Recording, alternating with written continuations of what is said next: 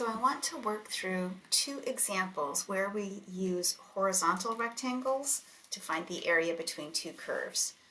Sometimes it's just easier to set up if you can draw your horizontal rectangle instead of a vertical rectangle. So here's our first example. So we're going to find the area enclosed by the equation x equals y squared, x equals 9, the x-axis, and I'm going to limit myself to quadrant 1.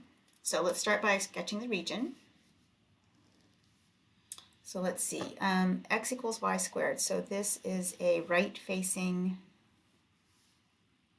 parabola.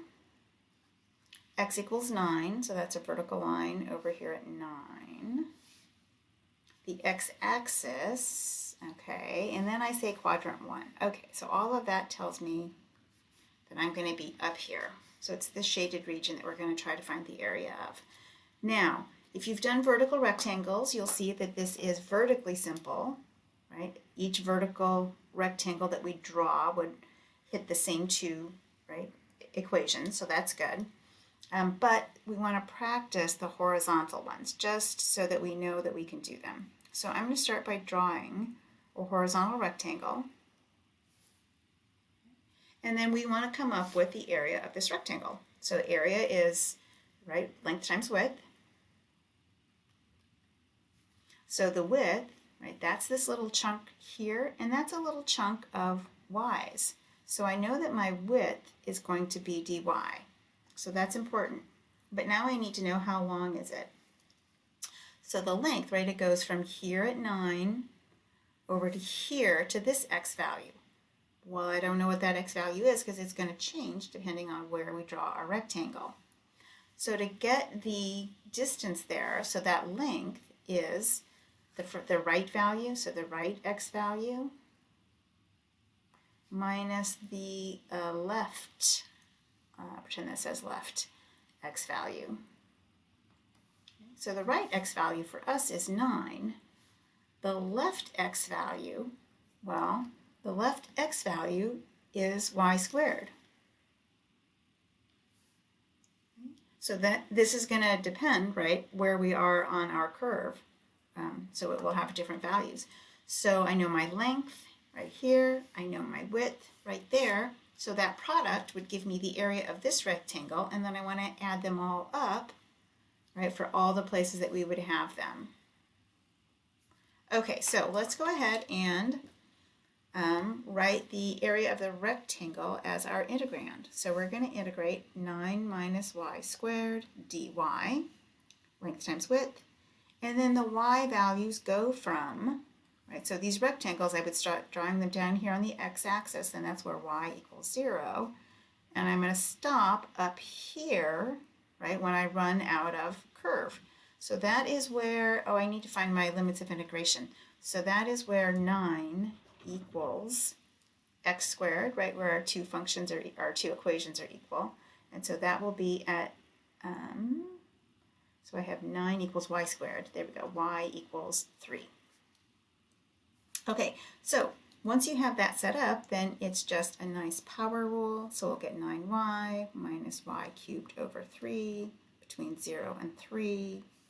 Top value goes in, so 9 times 3 minus 3 cubed over 3, and then plugging in the 0, they each have y's, so that's a 0. So I've got 27 minus 27 thirds, so 27 minus 9, so that area equals 18.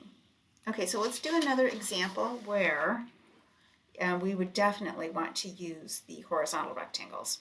So this time we're going to find the area enclosed by the equations x equals y squared minus 4 and the y-axis. So let's get that sketch. So x equals y squared minus 4. So again, the squared is on the y, so that says sideways parabola. It's positive out in front of the y squared, so that means it opens right. The minus 4, that shifts us to the left 4. If you have trouble with how to do those, you can always just find some intercepts. If you have a basic idea, the intercepts will kind of get you going in the right direction. So this is what it looks like. And we want, and the y-axis, so this right here is the area we're going to try to find.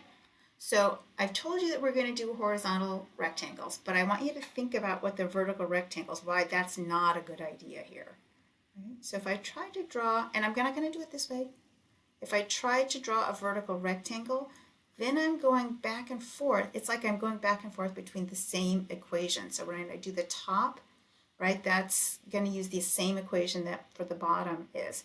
Now there's absolutely a workaround. You solve for y, you get a positive root, a negative root, you do the difference. Oh my gosh, it's so much harder than what we're going to do, which is this horizontal rectangle, because for that one, right, it's the right x value, so right, the length of the rectangle, it's the right x value minus the left x value, and the right x value is 0, and the left x value, right, is given to us by our equation. Now this equation is a binomial, and since I'm subtracting it, I'll go ahead and put parentheses around it.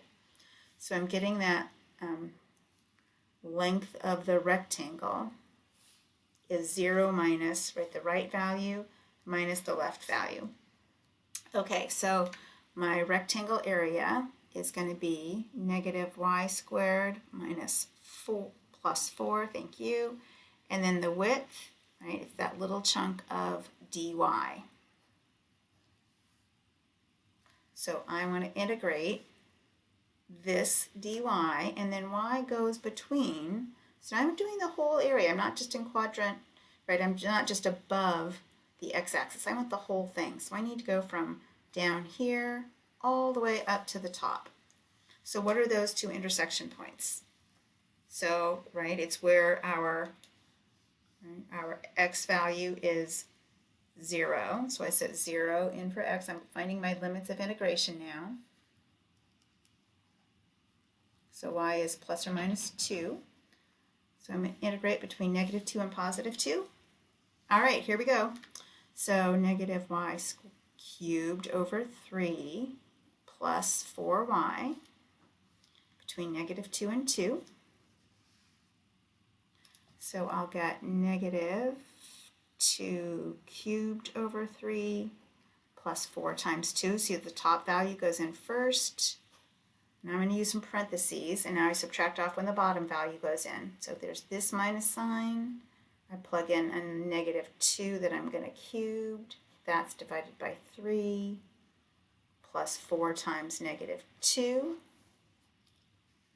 Okay, be careful with my negative signs here. So out front I have negative 8 thirds plus 8 minus, and I'm going to deal with in here. So I have, let's see, first off, negative 8 when I cube it, but then I have this minus sign. So it'll be positive 8 thirds inside the parentheses, and then I'll have a minus 8 here. Now I'll deal with this negative sign. So negative 8 thirds plus 8 minus 8 thirds plus 8. So 16 minus 16 thirds.